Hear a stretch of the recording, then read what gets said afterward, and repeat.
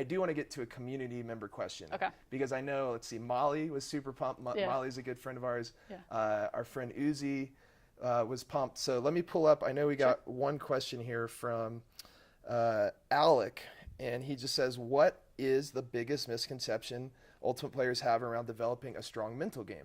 When did you realize that you wanted to be a sports psychologist, consultant, mental skills coach? So 2 questions there. Okay.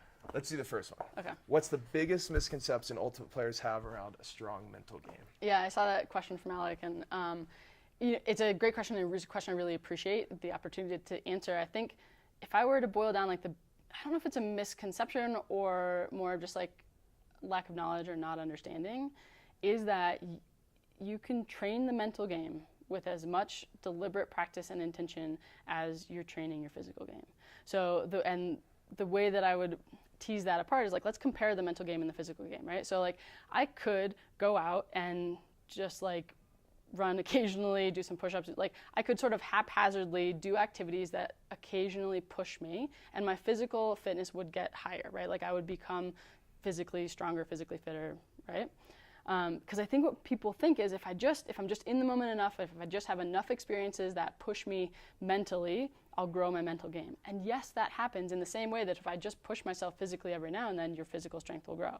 But think about the next level is most of us recognize, at least physically, okay, like if I want to be serious, I have to do a little bit more than just occasionally push myself physically, and we dive into like a training plan, some kind of training plan where we're looking at maybe not even periodized, but like we're doing more regular strength. There's intention behind what we're doing, and now we grow physically even more. And then there's people who do like the type of training that you offer, which is how does your body work? How physiologically are you moving? How can you tune up those small things? And they're taking their physical fitness to an even more deliberate level. The same is true on the mental side.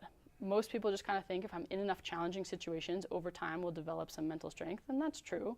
But think about, you could take it to the next level and be a little bit more deliberate about your mental training, and like read some books, do something, and then you can take it to the next level where there are drills that you can do, there are practices that you can do, and a lot of it leverages that idea of neuroplasticity, which is if you want to perform your best in the moment that it matters, you can drill and practice up to that.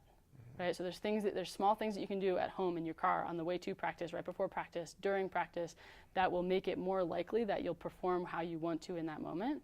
And you can be just as deliberate as like how you could break down a squat, probably, like a basic body movement, into a million different like pieces and understandings. You can do the same thing with the mental game. Right. So I think that's the biggest misconception, is that it'll just happen. That like that just is something that's developed, and in reality we can be so much more intentional about how we develop our mental game.